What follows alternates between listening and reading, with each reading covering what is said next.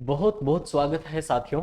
एक बार फिर से आप सभी का हमारे अपनी university RPSC online digital platform पर। साथियों, मैं आपके सामने आशीष आर्य। देखिएगा, जैसा कि आप जानते हैं कि साथियों, हम वरिष्ठ अध्यापक, जिसे आप सेकंड ग्रेड कहेंगे, और फर्स्ट ग्रेड के जो विद्यार्थी हैं उनके लिए क्लास है ना, ये बड़ी ही महत्वपूर्ण साबित होने वाली है साथियों। तो आप हमारे इस ऑनलाइन सेशन से जुड़ना नहीं भूले।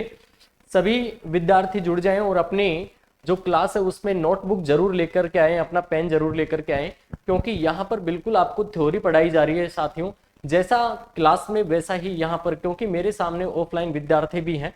क्लियर है साथियों? तो आप इसको भाई बहुत अच्छे से तैयार कर लें और हमारे साथ में आप जुड़ जाएं। आप अपनी तैयारी को परखें कि आप कहाँ पर हैं और अपने को कितना और क्या करना है, जिससे कि साथियों अपनी तैयारी और बेहतरीन हो जाए और हम सिलेक्शन के नजदीक पहुंचे। तो देखिएगा भाई, अपन धीरे धीरे थोड़ा सा आगे बढ़ते हैं। तो इससे पहले हमने जो क्लास में बात की थी वो साथियों कोशिका भित्ति के बारे में अपन बात कर रहे थे। और आपसे अंतिम रूप से मैं जो बात कर रहा था वो ये थी कि जो कोशिका भित्ति होती है ना, ये चार परतों से मिलकर के बनी होती है, चार लेयर से बनी होती है। जिसमें आपने साथियों देखा था मिडिल लेमेला। क्या देखा था भाई? मिडिल लेमेला, जिसे मध्य पटलिका कहा था।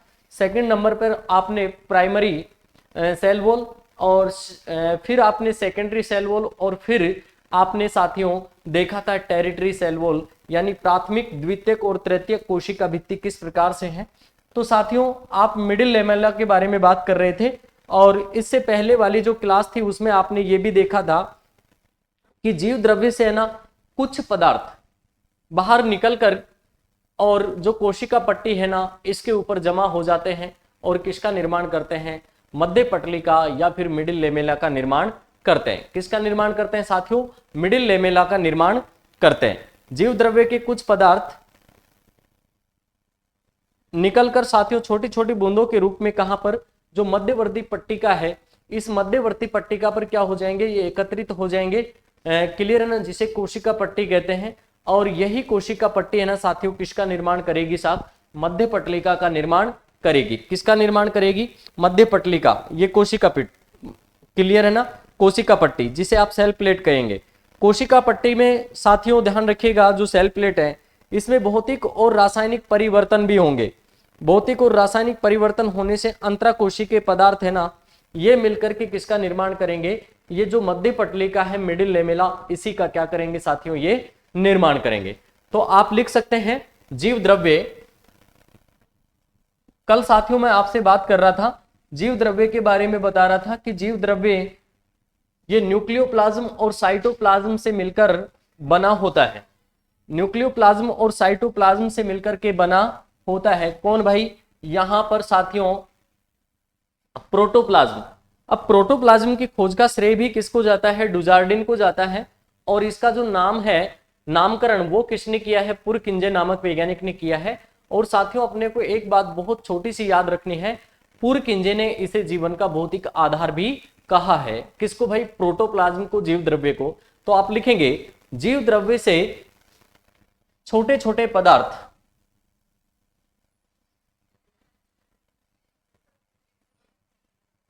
जीव द्रव्य से या प्रोटोप्लाज्म से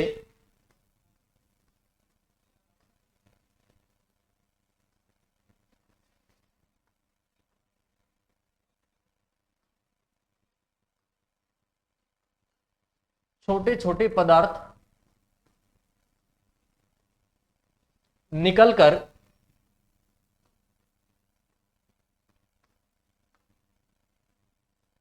निकलकर कोशिका पट्टी पर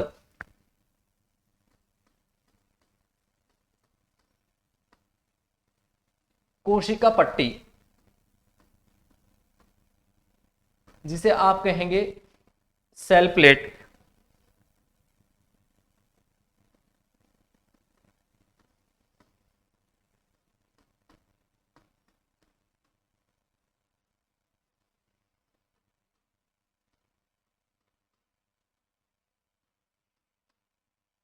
इस सेल प्लेट पर साथियों ये क्या हो जाएंगे? एकत्रित हो जाएंगे।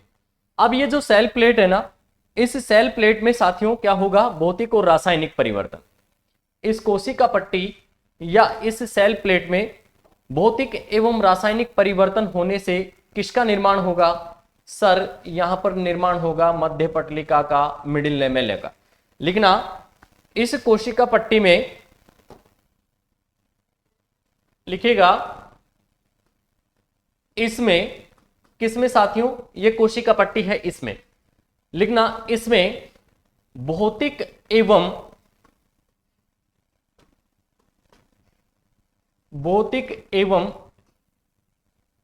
रासायनिक परिवर्तन होने से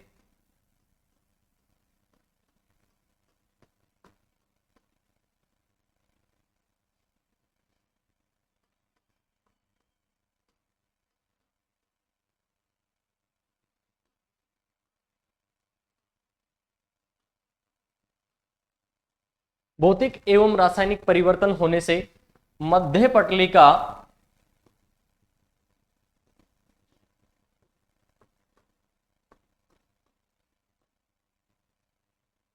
मध्य पटलिका या मिडिल लेमेला का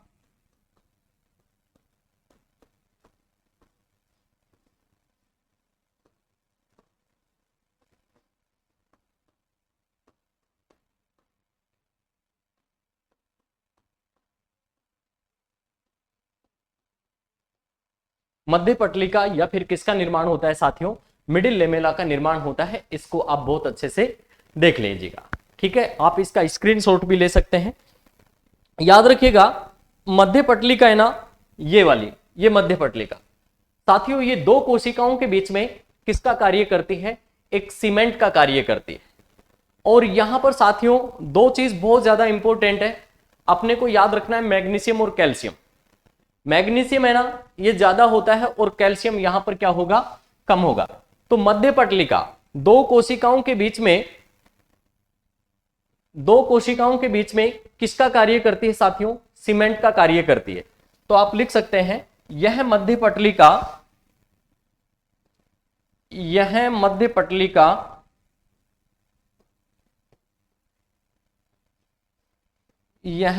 पटलिका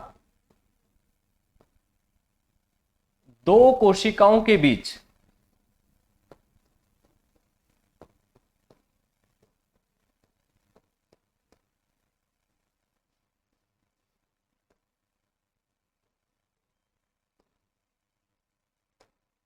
सेल्स के बीच सीमेंट की तरह कार्य करती है।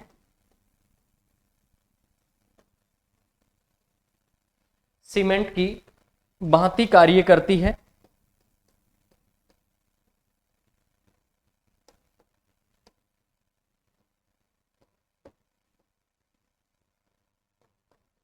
किसकी तरह, सीमेंट की भांति कार्य करती है। साथियों आपने एक छोटा सा डायग्राम भी देखा था कुछ इस प्रकार से।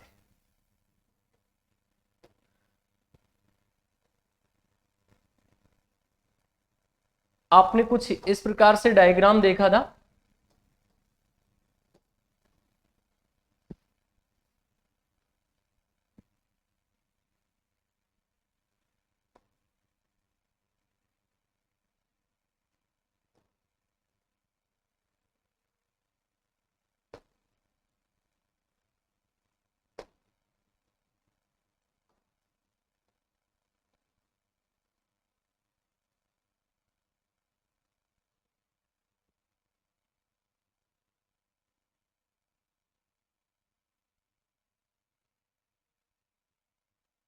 इस प्रकार से आपने देखा था। और यहां पर ये क्या है, ये मिडिल लेमेला है।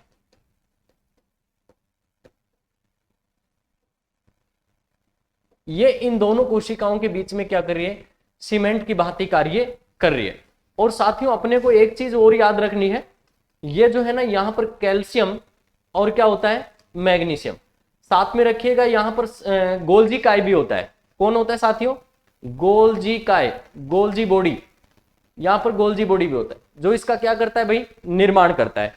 तो आप नेक्स्ट लिख सकते हैं, इस मध्य पटलिका का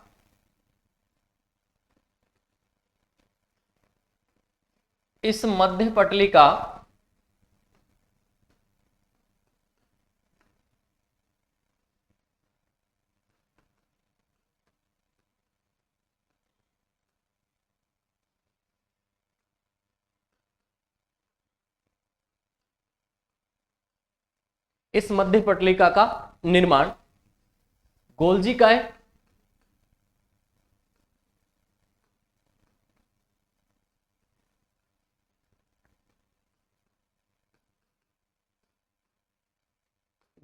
गोल्जी बॉडी कैल्शियम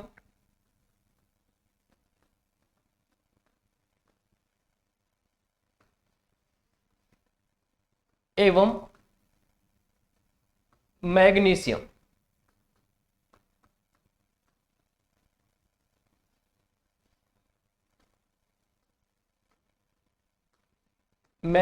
से होता है। क्लियर है स्टूडेंट? याद रखेंगे यहां पर जो कैल्शियम होता है साथियों ये ज्यादा होता है और मैग्नीशियम कम। तो आप लिख सकते हैं कैल्शियम ज्यादा एवं मैग्नीशियम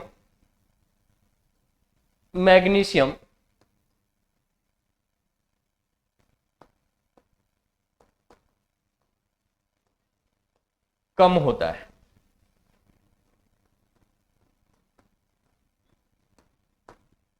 इस बात को आप अपने जहन में बिठा लें।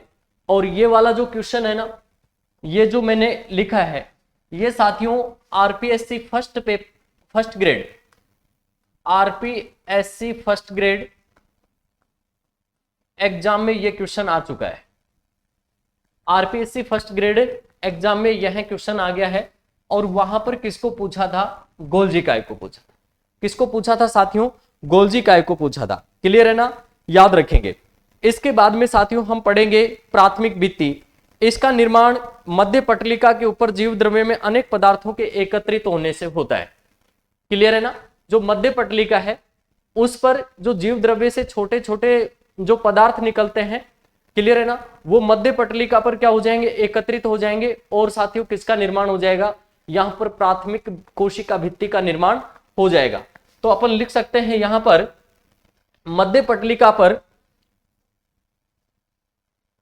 लिखिएगा, मध्य पटलिका पर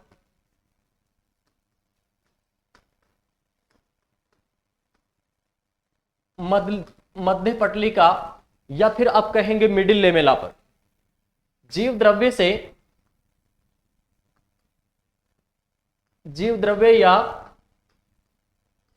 प्रोटोप्लाज्म से छोटे छोटे पदार्थ निकलकर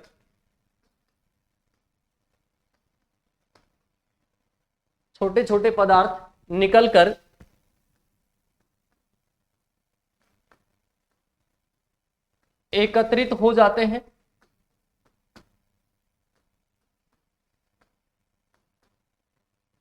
जिसके कारण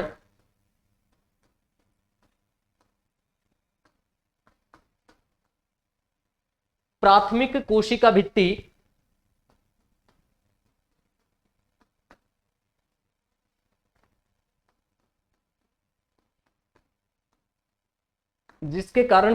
कोशिका भित्ति या फिर आप कह सकते हैं प्राइमरी सेल वॉल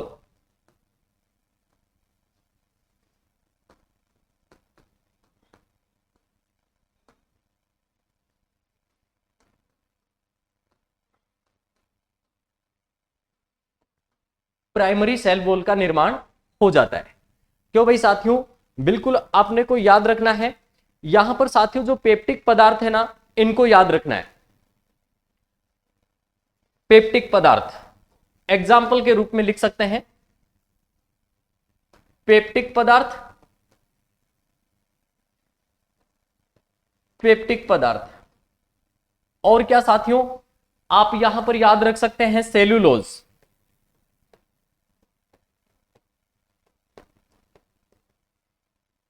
और क्या याद रख सकते हैं? हेमीसेलुलोज।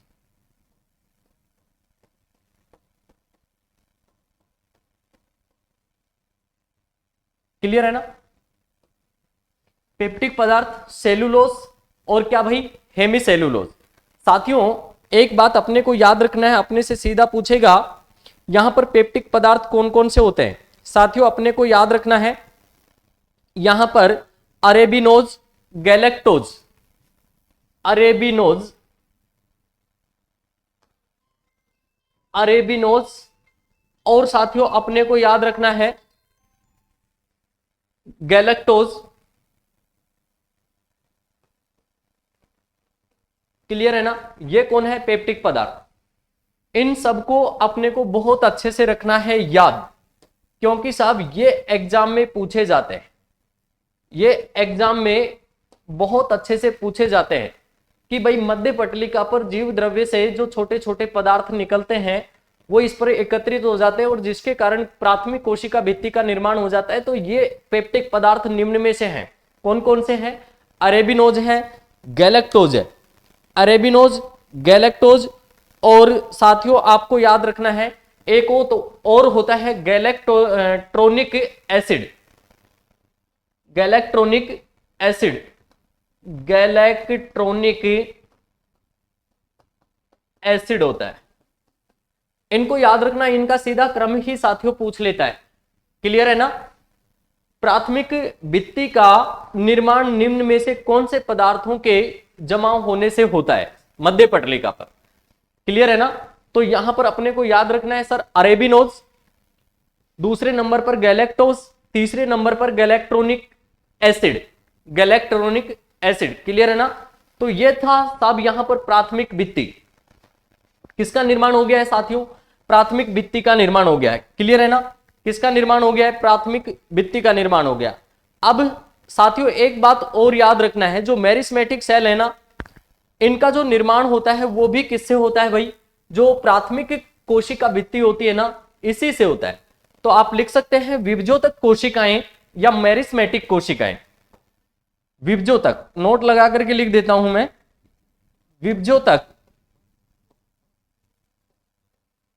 विभजोतक कोशिकाएं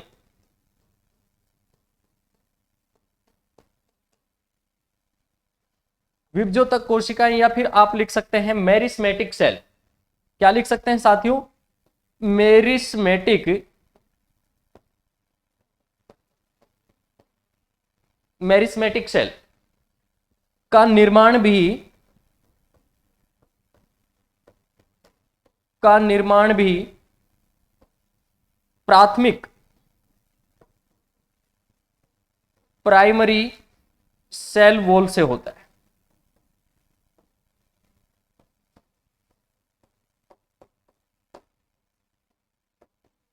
किससे होगा भाई? प्राइमरी सेल वॉल से होगा। साथियों प्राथमिक कोशिका भित्ति बन गई है। प्राथमिक भित्ति के संपूर्ण निर्माण के बाद में कौन बनेगी? Secondary wall. कौन बनेगी? सेकेंडरी सेल वॉल बनेगी। और इसका जो निर्माण होता है वो किससे होता है? सेलुलोज से होता है, हेमीसेलुलोज से होता है, और साथियों किससे होता है? पेक्टिन से होता है। जब प्राथमिक कोशिका भित्ति प्राइमरी सेल वॉल का निर्माण हो जाएगा तो इससे कौन बनेगी? सेकेंडरी सेल वॉल बनेगी। तो यहां पर हम लिखेंगे सेकेंडरी सेल वॉल। क्या लिखेंगे साहब? द्वितीयक कोशिका भित्ति, द्वितीयक कोशिका भित्ति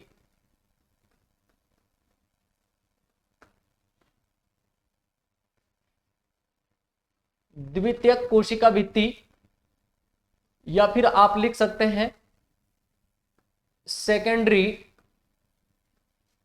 cell wall, secondary cell wall. प्राथमिक भित्ति का निर्माण होने के पश्चात, क्लियर है ना, आप लिखेंगे संपूर्ण प्राथमिक भित्ति के निर्माण के बाद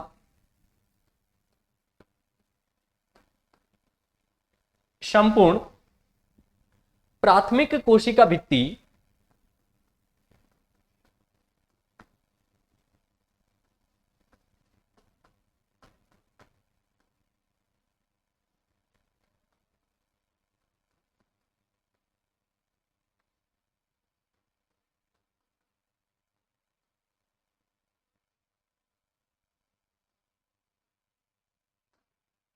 प्राइमरी सेल वॉल के निर्माण के बाद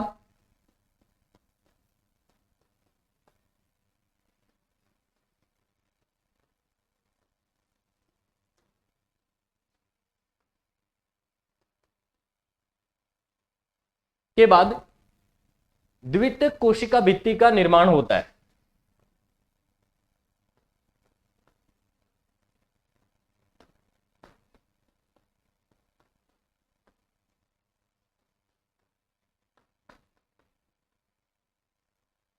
द्वितीयक कोशिका भित्ति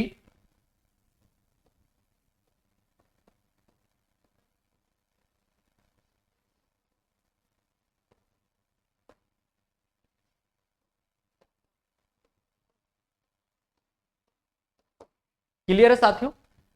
अब एक चीज अपने को और याद रखनी है, ये जैसे कि इसका जो फॉर्मेशन होता है, निर्माण, वो किससे होता है सर? हेमीसेलुलोज से।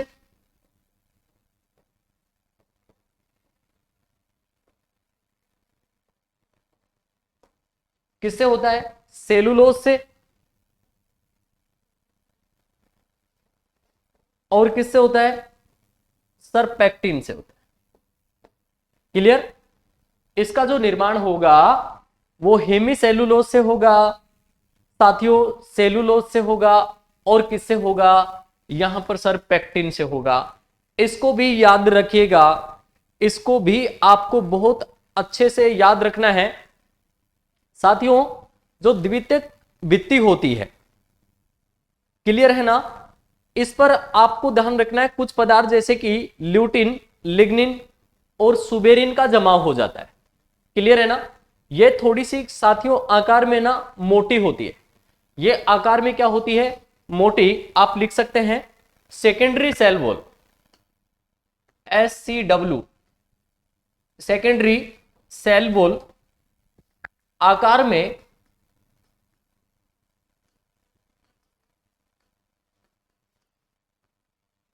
थोड़ी सी मोटी होती है, क्योंकि इस पर कुछ पदार्थ जैसे, इस पर कुछ पदार्थ जैसे ल्यूटिन, लिग्निन, सुबेरिन का जमाव हो जाता है।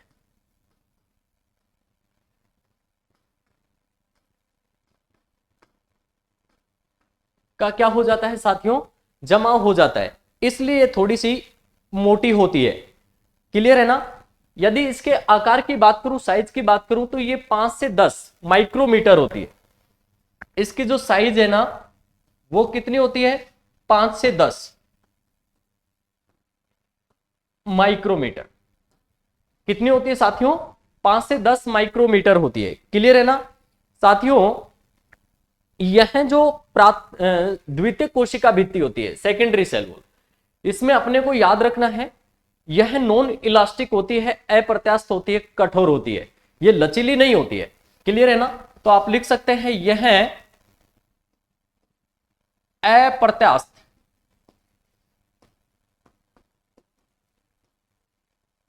या फिर आप कह सकते हैं नॉन इलास्टिक, नॉन इलास्टिक, या आप कह सकते हैं कठोर होती है।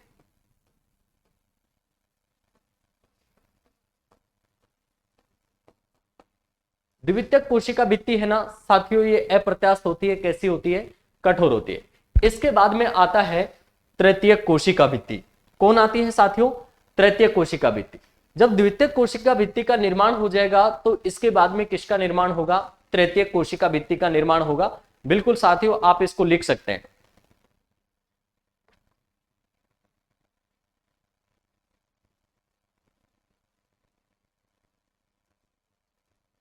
क्लियर है साथियों? ये लिख लो आप। हाँ बिल्कुल लिख सकते हैं। क्लियर। अब अपन चलते हैं थोड़ा सा आगे तृतीयक कोशिका भित्ति को लेकर के। तृतीयक कोशिका भित्ति, तृतीयक कोशिका भित्ति, तृतीय कोशिका भित्ति को साथियों हम प्यार से कहते हैं tertiary cell wall. Clear? Tertiary cell wall, तृतीय कोशिका भित्ति। मैं आपसे कह रहा था क्या साथियों द्वितीय कोशिका भित्ति का निर्माण हो जाता है ना, तो उसके बाद में किसका होता है? तृतीय कोशिका भित्ति का। लेकिन एक बात अपने को बहुत अच्छे से विशेष रूप से याद रखनी है, ये जो तृतीय कोशिका भित्ति है ना, जब सेकेंडरी सेल वॉल पर किसका भाई? सेलुलोज का जमा हो जाता है, तो सेलुलोज के जमा होने से तृतीय कोशिका भित्ति बनती है। और तृतीय कोशिका भित्ति बनते बनते जो कोशिका होती है, ठीक है, इसका जो लचीलापन है ना, ये बिल्कुल क्या हो जाएगा भाई? समाप्त हो जाता है। तो आप लिख सकते हैं, लिखिएगा, जब द्वितीय कोशिका भित्ति पर सेलुलोज का जमाव होता है, लिखना, जब द्वितीय कोशिका भित्ति पर, जब द्वितीयक कोशिका भित्ति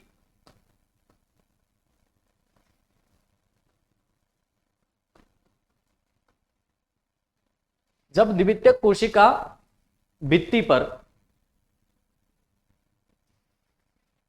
जब द्वितीय कोशिका भित्ति पर सेलुलोज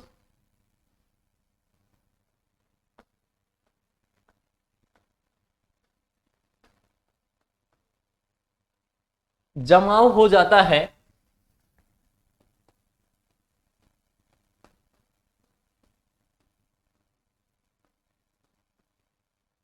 तो तृतीय कोशिका भित्ति बनती है।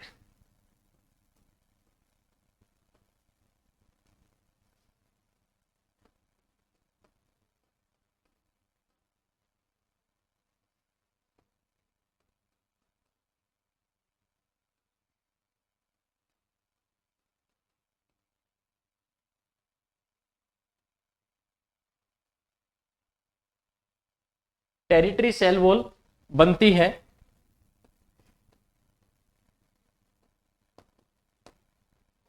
लिख सकते हैं तृतीय कोशिका भित्ति निर्माण के बाद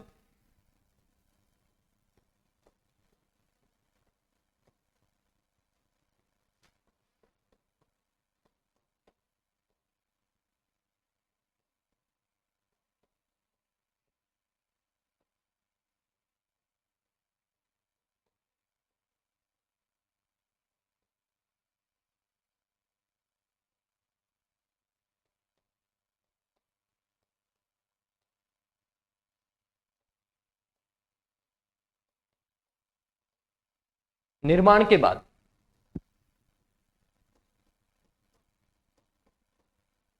कोशिका का लचीलापन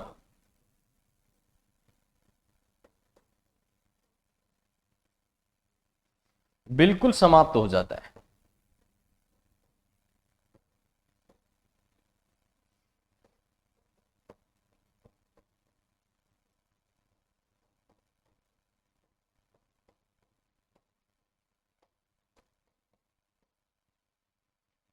का लचीलापन जो है ये बिल्कुल साथियों क्या हो जाता है? समाप्त हो जाता है। क्लियर है ना? इसके बाद में साथियों हम बात करेंगे प्लाज्मा झिल्ली की। प्लाज्मा झिल्ली जो होती है वो केवल और केवल जंतु कोशिका में पाई जाती है। और प्लाज्मा लेमा शब्द जो यहां पर दिया है वो किसने दिया है? जे.क्यू. प्लावर ने दिया है। किसने दिया है साथियों? जे.क्यू. प्लावर ने। तो साथियों इतना तो आपने बहुत अच्छे से देखा है। ये सारी जो बातें हो रही है ये किसको लेकर के हो रही है? कल साथियों हमने यहाँ पर छोड़ा था, यहीं पर छोड़ा था, और आज हमने यहीं से क्या किया है साथियों? स्टार्ट किया है। देखिएगा, जीव द्रव्य जिसे आप प्रोटोप्लाज्म कह रहे हैं, इस प्रोटोप्लाज्म से छोटे छोटे पदार्थ निकल करके ये कोशिका पट्टी जो होती है, सेल प्लेट जो होती है, इस पर साथियों यह एकत्रित हो जाते हैं। इस सेल प्लेट में भौतिक और रासायनिक परिवर्तन होने से साथियों किसका? ये मिडिल लेमेला जो है ना, इसका निर्माण हो जाता है। अब यह मध्य पटली का दो कोशिकाओं के बीच एक सीमेंट की भांति कार्य करती है, और इसके निर्माण में, इसके निर्माण में कौन कौन भाई, एक तो अपने को याद रखना है गोल्जी बॉडी।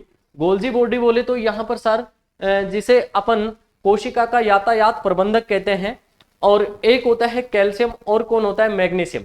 साथियों एक बात अपने को बहुत ज्यादा इंपॉर्टेंट याद रखनी है, क्या यहाँ पर कैल्शियम की जो मात्रा होती है ना, ये कैल्शियम की मात्रा ज्यादा होती है, और मैग्नीशियम जो होता है ना, इस मैग्नीशियम की मात्रा क्या होगी भाई, कम होगी।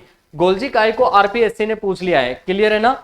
चलिएगा इसके बाद में साथियों आपने देखा कि मध्य पटलिका जो होती है, इस मध्य पटलिका पर जीव द्रव्य से छोटे छोटे जो पदार्थ निकल करके एकत्रित हो रहे थे, जिसके कारण कौन बनी थी, प्राथमिक कोशिका भित्ति। इस प्राथमिक कोशिका भित्ति का निर्माण हो गया। अब यहाँ पर कुछ पेप्टिक पदार्थ जैसे कि अरेबिनोज है, गैलेक्टोज है, गैलेक्ट्रोनिक एसिड है, और सेलुलोज है, हेमीसेलुलोज। याद रखिएगा जो विभजोत की कोशिकाएं होती हैं, जिन्हें अपन मेरिस्मेटिक सेल कहते हैं, इन मेरिस्मेटिक सेल का निर्माण भी किससे होता है भाई, प्राइमरी जो सेल वॉल होती है, प्राइमरी सेल वॉल बोले तो प्राथमिक कोशिका भित्ति से ही होता है। इसके बाद में साथियों आपने देखा द्वितीयक कोशिका भित्ति। देखिएगा जब प्राथमिक कोशिका भित्ति का निर्माण संपूर्ण हो जाता है, संपूर्ण प्राथमिक कोशिका भित्ति का निर्माण हो गया, इसके बाद में कौन बनी सर, द्वितीयक कोशिका भित्ति बनी, सेकेंडरी सेल वॉल बनी, क्लियर। और इसका जो निर्माण हो रहा है साथियों यहाँ पर हेमीसेलुलोज से, सेलुलोज से, और किससे होता है, पेक्टिन से होता है। ठीक इसके बाद में आपने देखा कि जो सेकेंडरी सेल वॉल है, इसका यह आकार में थोड़ी सी मोटी होती है, क्योंकि इस पर कुछ पदार्थ जैसे कि ल्यूटिन है, क्या है साथियों, ल्यूटिन है, कौन है, लिग्निन है, और कौन है, सुबेरिन। जब इनका जमाव हो जाता है तो ये थोड़ी सी आकार में साथियों ज्यादा हो जाती है, मोटी हो जाती है, जिससे इसका आकार यदि मापन करें तो लगभग 5 से 10 माइक्रोमीटर निकलता है। कितना भाई, 5 से 10 माइक्रोमीटर तक मोटी होती है। यह साथियों अप्रत्यास्थ या फिर कैसी होती है, नॉन इलास्टिक होती है, अर्थात थोड़ी सी कठोर होती है। कौन भाई, यहां पर द्वितीयक कोशिका भित्ति। इसके बाद में आता है साहब तृतीयक कोशिका भित्ति, जिसे आप कहेंगे टेरिटरी सेल वॉल। जब द्वितीयक कोशिका भित्ति पर सेलुलोज का जमाव होता है, तो सेलुलोज के जमाव होने से तृतीयक कोशिका भित्ति या फिर TCW या टेरिटरी सेल वॉल बनती है। तृतीयक कोशिका भित्ति निर्माण के बाद में कोशिका का जो लचीलापन होता है साथियों, ये बिल्कुल समाप्त हो जाता है। कोशिका का जो लचीलापन होता है यह बिल्कुल क्या हो जाता है भाई, समाप्त हो जाता है। और इसके बाद में साथियों हम पढ़ेंगे प्लाज्मा झिल्ली, जिसे आप कहेंगे प्लाज्मा मेम्ब्रेन। क्या कहेंगे साथियों, प्लाज्मा मेम्ब्रेन। तो यह जंतु कोशिका का सबसे बाहरी आवरण है, कौन भाई, प्लाज्मा झिल्ली। और याद रखिएगा प्लाज्मा लेमा शब्द जो दिया है वो किसने दिया है, JQ प्लावर ने। और प्लाज्मा झिल्ली जो नाम दिया है, यहां पर एक वैज्ञानिक है जिनका नाम है नेगेली। क्या नाम है साथियों, नेगेली। तो आप लिख सकते हैं प्लाज्मा झिल्ली या plasma membrane, plasma membrane, plasma membrane, या फिर आप कह सकते हैं प्लाज्मा झिल्ली, लिखेगा भाई।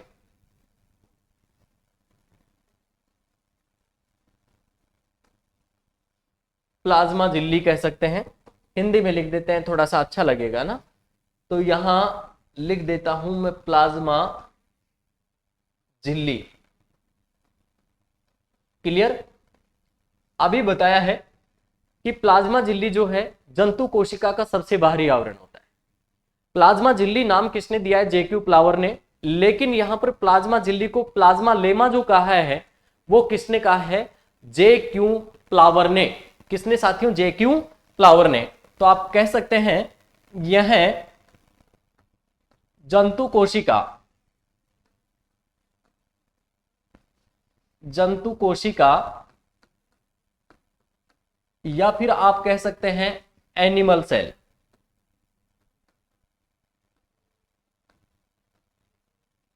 एनिमल सेल का सबसे बाहरी आवरण होता है एक्सटर्नल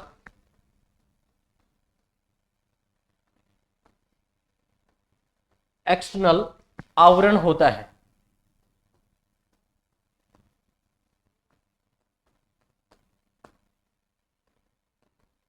क्लियर। इसके बाद में अगला पॉइंट आप लिखेंगे प्लाज्मा झिल्ली नाम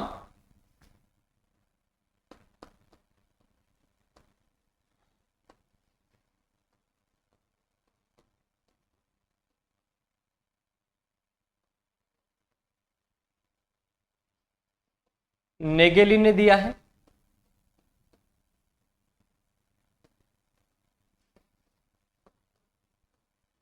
और प्लाज्मा झिल्ली के लिए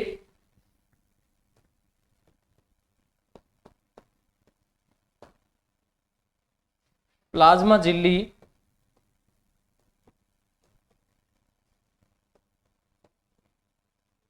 प्लाज्मा लेमा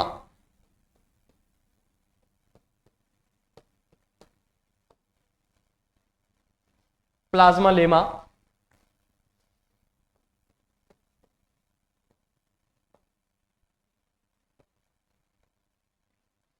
जेक्यू प्लावर ने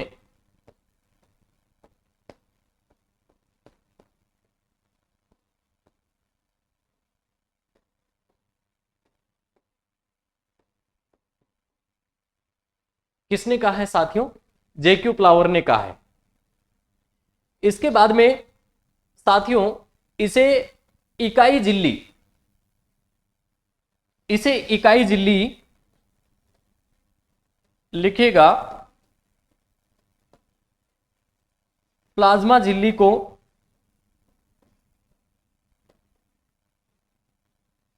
किसको भाई? प्लाज्मा झिल्ली को इकाई झिल्ली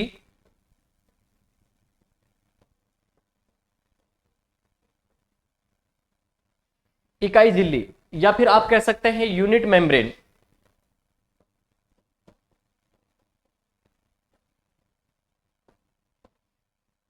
रॉबर्टसन ने कहा है।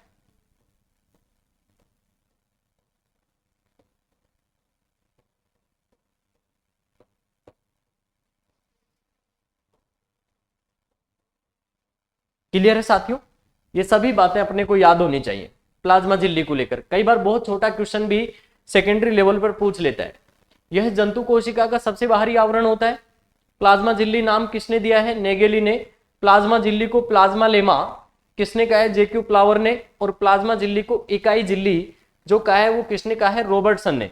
किसने कहा? रॉबर्टसन ने। अब साथियों यहां पर जो जीव द्रव्य है इसकी संरचना का जो अध्ययन किया है वो किसने किया है?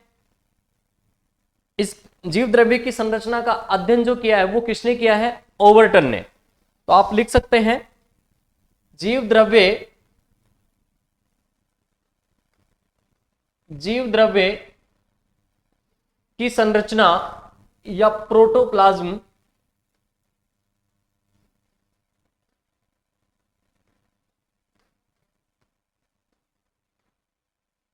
की संरचना या स्ट्रक्चर का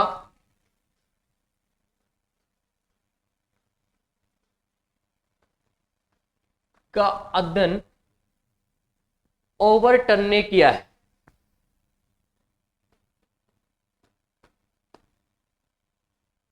ओवरटन।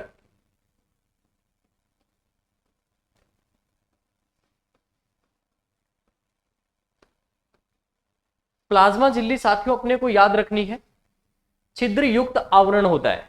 प्लाज्मा झिल्ली क्या होता है भाई? छिद्र युक्त आवरण। क्लियर है ना?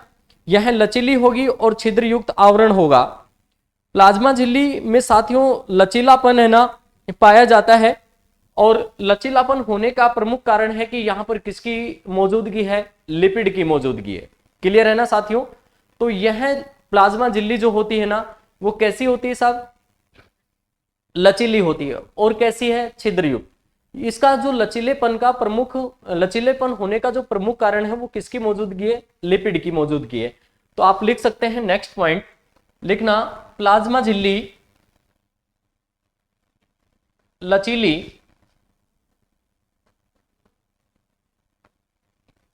प्लाज्मा झिल्ली लचीली छिद्र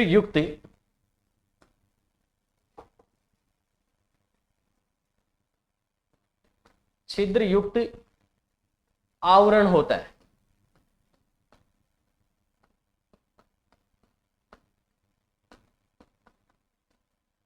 क्लियर है ना?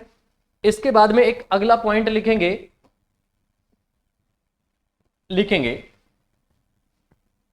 इसका लचीला होना, लचीला होने का प्रमुख कारण, ऐसे लिख लो, होने का प्रमुख कारण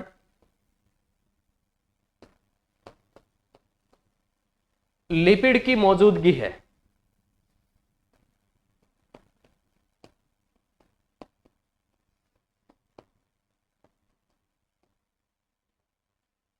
लिपिड की मौजूदगी है।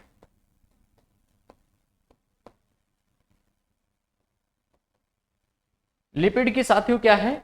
मौजूदगी है। क्लियर है ना?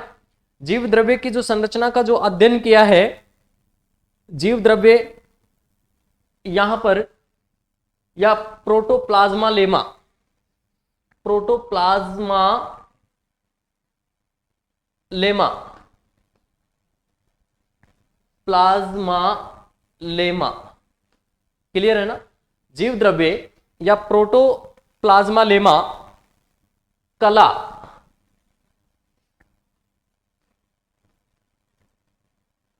क्लियर है ना? जीव द्रव्य या प्रोटोप्लाज्मा लेमा कला की संरचना का जो अध्ययन किया है वो किसने किया है साथियों? ओवरटन ने किया है। किसने किया है? ओवरटन ने। और बताया है कि प्लाज्मा मेम्ब्रेन जो होती है, प्लाज्मा झिल्ली होती है ना, ये कैसी होती है? इलास्टिक होती है, प्रत्यास्थ होती है, लचीली होती है। इसका लचीला होने का जो प्रमुख कारण है ना, वो किसकी मौजूदगी है साहब? लिपिड की मौजूदगी है साथियों। ये तमाम बातें अपने को बहुत अच्छे से याद रखनी है। इसके बाद में प्लाज्मा कला के कुछ मॉडल्स हैं, इनको हम पढ़ेंगे कल। क्लियर है ना? लिखेगा प्लाज्मा कला के कुछ मॉडल, प्लाज्मा कला के कुछ क्या हैं? मॉडल्स हैं। इनको साथियों अपन पढ़ेंगे कल। तो आशा करता हूं ये सभी बातें आपको बहुत अच्छे से समझ में आई है। तो प्लाज्मा झिल्ली से जुड़ी हुई बातें, जैसे कि यह जंतु कोशिका का सबसे बाहरी आवरण है, प्लाज्मा झिल्ली नाम नेगेली ने दिया है। प्लाज्मा झिल्ली को प्लाज्मा लेमा जो कहा है वो किसने कहा है? जेक्यू प्लोवर ने कहा है। प्लाज्मा झिल्ली को इकाई झिल्ली जो कहा है वो किसने कहा है? यहाँ पर रॉबर्टसन नामक वैज्ञानिक ने कहा है। किसने कहा है साथियों? रॉबर्टसन नामक। जीव द्रव्य कला की संरचना का जो अध्ययन किया है वो किसने किया? ओवरटन नाम के व्यक्ति ने किया है। जीव द्रव्य कला कह सकते हो आप इसको, क्या कह सकते हो? जीव